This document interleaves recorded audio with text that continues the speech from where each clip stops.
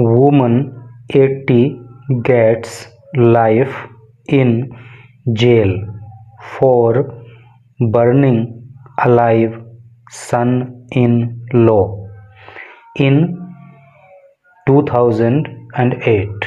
क्या इसका हिंदी अर्थ हुआ? चलिए समझते हैं। वुमन, वुमन का अर्थ होता है महिला, और जब ये WOMEN हो जाता है तो फिर इसको पढ़ते हैं वीमन, और इसका मतलब हो जाता है एक से अधिक महिलाएं।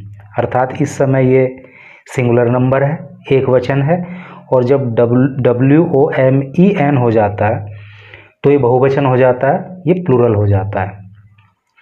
तो एक महिला 80 जिसकी उम्र 80 साल है, गेट्स वो प्राप्त करती है। गेट का मतलब पाना होता है या प्राप्त करना होता है, और प्रेजेंट इंडेफिनिट टेंस का प्रयोग हुआ है। सब्जेक्ट एक वचन है, अर्थात एक महिला की बात हो रही है, इसलिए वर्ब की फर्स्ट फॉर्म में एस जोड़ दिया गया है। ठीक है, तो एक 80 साल की महिला प्राप्त करती है लाइफ इन जेल। देखो, लाइफ का मतलब जीवन होता है, इन जेल जेल में, तो जीवन जेल में क्या मतलब? उम्र कैद।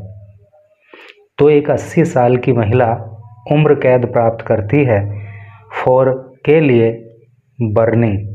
बर्न का मतलब होता है जलाना, आग में जला देने के लिए। अलाइव, अलाइव का मतलब जीवित। सन in law, sun in law को कहते हैं हिंदी में दामाद। इन 2008 में। सेंस आपको क्लियर हो ही गया कि 2008 में एक 80 साल की महिला ने अपने दामाद को जिंदा जला करके मार दिया था, तो उसी के लिए अब उसको उम्र कैद की सज़ा प्राप्त होती है, अर्थात उसे आजीवन कारावास हो गई। चलिए पढ़ते हैं न्यूज़ को आगे, डिटेल में जानकारी मिलेगी। इंग्लिश के भी कई सारे न्यू वर्ड्स आपको यहाँ सीखने के लिए मिलेंगे, और सोसाइटी में किस तरह के कारनामे कुछ लोग करते हैं, अमानवीय कारनामे, वो भी यहाँ आपको जानने के लिए मिल जाएगा। An 80-year-old woman was sentenced to life imprisonment for the murder of her son-in-law. एक 80-year-old 80 साल की वुमन महिला वोज थी सेंटेंस्ड। देखो, सेंटेंस का यूँ तो मतलब होता है वाक्य, लेकिन जब इसे वर्ब के रूप में प्रयोग करते हैं तो इसका अर्थ हो जाता है सज़ा सुनाना। यहाँ पे लिख भी दिया है मैंने। तो एक 80 साल की महिला को सज़ा सुना दी गई, और ये जो है पास्ट इंडेफिनिट टेंस की पैसिव वॉइस यहाँ पे है, क्योंकि वोज आ गया है और मेन वर्ब की थर्ड फॉर्म आ गई है। तो एक 80 साल की महिला को सज़ा सुना दी गई two life imprisonment. Life imprisonment का मतलब क्या हो गया? उम्र कैद या आजीवन कारावास। फॉर के लिए, द मर्डर हत्या के, of her sun in law उसके दामाद की। यानी कि महिला ने अपने दामाद की हत्या कर दी थी, तो उसके लिए एक 80 साल की महिला को आजीवन कारावास अर्थात उम्र कैद की सज़ा सुना दी गई। हु वॉज ए PSC जवान, हु जो वॉज था एक PSC जवान, और उस महिला का जो दामाद था जिसकी इस महिला ने हत्या की थी वो PSC का जवान था। इन फूलबेहड़ एरिया में ऑफ खेरी डिस्ट्रिक्ट, खेरी जिले के 17 ईयर्स एगो, 17 साल पहले। और कितने साल पहले की घटना है? 17 साल पहले की घटना है। और कहाँ के क्षेत्र की है? फूलबेहड़ क्षेत्र की है, जो कि खेड़ी डिस्ट्रिक्ट में पड़ता है, खीरी जिले में मतलब। The court of ADJ Devendra Nath Singh on Thursday found Nisar Jahan guilty of setting her 28-year-old son-in-law Akil Ahmed on fire with the help of other family members. The court न्यायालय of ADJ, ADJ की फुल फॉर्म होती है additional district जज, जिसको हिंदी में बोलते हैं अतिरिक्त जिला जज या अतिरिक्त जिला न्यायाधीश भी बोलते हैं। तो अतिरिक्त जिला न्यायाधीश की अदालत, और कौन है ये? देवेंद्र नाथ सिंह। तो देवेंद्र नाथ सिंह जो कि ADJ हैं, तो उन्होंने उन थर्सडे को फाउंड पाया। देखो, फाउंड जो होता है वो फाइंड की सेकंड और थर्ड फॉर्म होती है, और second form past indefinite tense में प्रयोग होती है। तो यहाँ पे ट्रांसलेशन के व्यू पॉइंट से ये सेंटेंस पास्ट इंडेफिनिट टेंस का है। तो ADJ देवेंद्र नाथ सिंह की अदालत ने पाया निसार जहां नाम की इस महिला को गिल्टी, दोषी of setting her 28-year-old son in law, अपने 28 साल के दामाद जिसका नाम अकील अहमद था, ऑन फायर। देखो, सेट ऑन फायर इसका मतलब होता है आग के हवाले कर देना, किसी को आग में जला देना। तो कहने का मतलब यह है कि देवेंद्र नाथ सिंह जो कि ADJ हैं, उन्होंने पाया कि निसार जहां दोषी है किस बात की, कि उसने अपने 28 साल के दामाद को आग में जला दिया था, विद द हेल्प, मदद से, of other family members, of की अदर अन्य फैमिली मेंबर परिवार के सदस्य, और उसने ये काम परिवार के अन्य सदस्यों की मदद से किया था, जो अकेली तो कर नहीं पाती।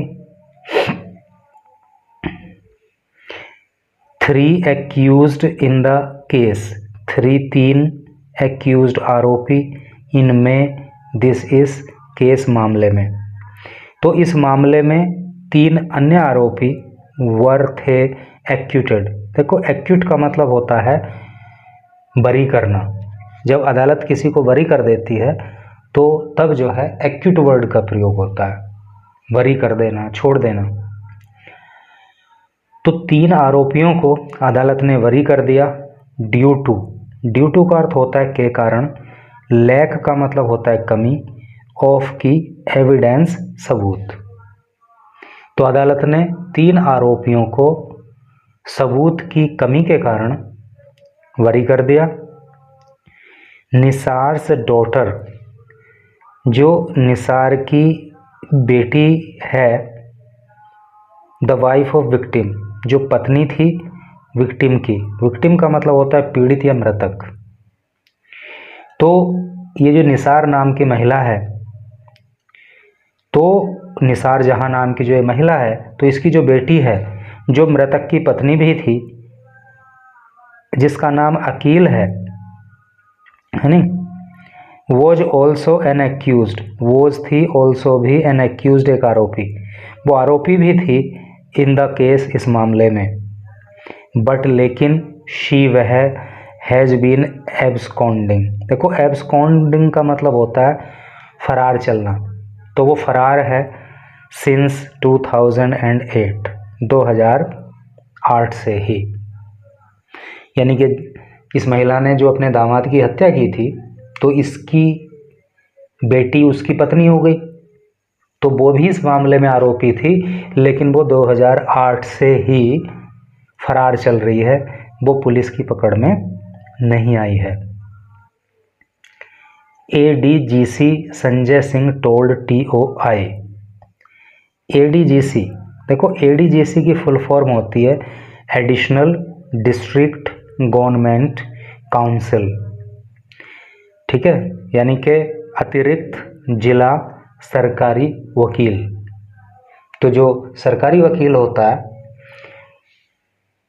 जिनका नाम है संजय सिंह, तो उन्होंने टोल्ड TOI, उन्होंने टाइम्स ऑफ इंडिया को बताया। क्या बताया? जो टेल होता है ना,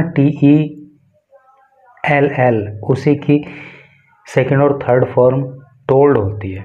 ठीक है, तो ADGC संजय सिंह ने यानी कि सरकारी वकील ने टाइम्स ऑफ इंडिया को बताया, the accused thrashed and then set the victim on fire. The accused आरोपी ने थ्रेस्ट का मतलब होता है पीटना, बुरी तरह से पीटना, तो आरोपी ने बुरी तरह से पीटा था, एंड देन और तब, set the victim on fire, और तब देखो अभी मैंने पीछे बताया सेट ऑन फायर का मतलब होता है आग के हवाले कर देना, विक्टिम का मतलब पीड़ित या मृतक। तो वकील ने बताया कि पहले तो मृतक को बुरी तरह से पीटा गया था और उसके बाद उसे आग के हवाले कर दिया गया था inside the kitchen of the house, inside अंदर, द किचन रसोई के, ऑफ द हाउस मकान की। ठीक है, मकान की रसोई के अंदर उसे आग के हवाले कर दिया गया था। Following A complaint by the victims brother, following A complaint, follow का मतलब होता है के अनुसार या पीछा करते हुए, कंप्लेंट का मतलब होता है शिकायत। तो शिकायत के अनुसार या शिकायत के आधार पर by the victims brother, victim के भाई की, यानी कि जो जवान वो आग में जलकर मर गया था, तो उसके भाई की शिकायत के आधार पर खलील अहमद, और उसके भाई का क्या नाम है, Khalil Ahmed, 7 people were named. तो मृतक के भाई खलील अहमद की शिकायत पर 7 पीपल, 7 लोग वर थे नेम्ड, नामजद किए गए इन द FIR में। FIR का आपको पता है कि फर्स्ट इन्फॉर्मेशन रिपोर्ट इसकी फुल फॉर्म होती है। तो FIR में 7 लोगों को नामजद किया गया था, फाइल्ड जो दर्ज कराई गई थी, अंडर का मतलब होता है तहत, multiple sections of IPC, multiple का मतलब होता है अनेक, सेक्शंस का मतलब होता है धाराएं, ऑफ IPC। देखो IPC की फुल फॉर्म होती है इंडियन पीनल कोड, हिंदी में कहते हैं भारतीय दंड संहिता। और इस समय IPC नहीं चलता है, इस समय IPC का स्थान जो है वो BNS ने ले लिया है, और BNS की फुल फॉर्म होती है भारतीय न्याय संहिता। तो मल्टीपल सेक्शंस ऑफ IPC, तो 7 लोगों को नामजद किया गया था जिनके ऊपर FIR दर्ज करी गई थी, किसमें, IPC की अनेक धाराओं में। ए charge sheet was filed against 6 people in court. A charge sheet, और चार्ज शीट जो थी, चार्ज शीट का हिंदी मतलब आरोप पत्र होता है। एक आरोप पत्र वॉज फाइल्ड दाखिल कराया गया था अगेंस्ट विरुद्ध 6 पीपल लोगों के इन कोर्ट अदालत में, और अदालत में 6 लोगों के खिलाफ आरोप पत्र दाखिल कराया गया था as the victim's wife Shaheen alias Rinki was never found as, चूँकि द विक्टिम्स वाइफ, मृतक की जो पत्नी है जिसका नाम शाहीन उर्फ, एलियस का मतलब होता है उर्फ रिंकी, तो मृतक की पत्नी जिसका नाम शाहीन है उसको रिंकी भी बुलाते हैं, वॉज नेवर फाउंड, वो कभी भी पाई नहीं गई, उसको कभी भी पकड़ा नहीं जा सका। During the trial 2 of the accused, during दौरान, द ट्रायल इस मुकदमे के, यानी कि जो मुकदमे की सुनवाई चली उसके दौरान, 2 ऑफ द एक्यूज्ड, आरोपियों में से 2, जिसमें एक का नाम, एक तो है निसार हस्बैंड, निसार का पति, यानी कि निसार जहाँ को सजा हुई है ना, तो इसका पति जिसका नाम था एहतेशाम एहतेशाम खान एंड सन, और इसका बेटा जिसका नाम था Aslam passed away. Passed away का मतलब होता है मृत्यु हो जाना या मर जाना। तो जब इस मामले में सुनवाई चल रही थी कोर्ट के अंदर, अंडर ट्रायल था केस, तो उस समय दो आरोपी, एक तो जिसको सज़ा सुनाई गई है इसका पति और इसका बेटा, मृत्यु को प्राप्त हो गए, वो मर गए। The other 3 accused in the case, the other अन्य 3 accused आरोपी इन द केस, इस मामले में, इंक्लूडिंग जिसमें शामिल हैं। तो इस मामले में 3 अन्य आरोपी जो कौन कौन हैं? निसार्स अदर सन, निसार का दूसरा बेटा जिसका नाम जावेद है, हिज वाइफ उसकी पत्नी नसरीन, एंड और असलम्स वाइफ और असलम की पत्नी जेवा, वर एक्यूटेड, इनको एक्यूट कर दिया गया, इनको वरी कर दिया गया। ठीक है, बाय द कोर्ट, कोर्ट के द्वारा, ड्यू टू के कारण, लैक कमी के, ऑफ की एविडेंस सबूत। तो सबूतों की कमी के कारण जो है इन सबको बरी कर दिया गया।